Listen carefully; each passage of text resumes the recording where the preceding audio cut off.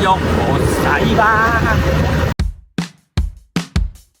Justin Dormat again. Simulan natin yung araw natin na mamimili kami sa palengke. Kung ano usual na ginagawa ko, pasensya na. Talagang konti lang yung vlog ko. Kasi wala eh. Nagkasakit ako, 4 days akong wala. Kaya lagi nyong iingatan yung mga sarili nyo. Lahat naman tayo kailangan natin magsipag. Kaya lang kailangan talaga tansyado. Kasi gawa nga nung isipin mo na lang, 4 days ako nagkasakit. Sa loob ng 4 days, kung nakakilos ako ng maayos, mas malaki yung kikitain ko. Imbis na kung minararamdaman ako nun, pinahinga ko pero pinilit ko pa rin.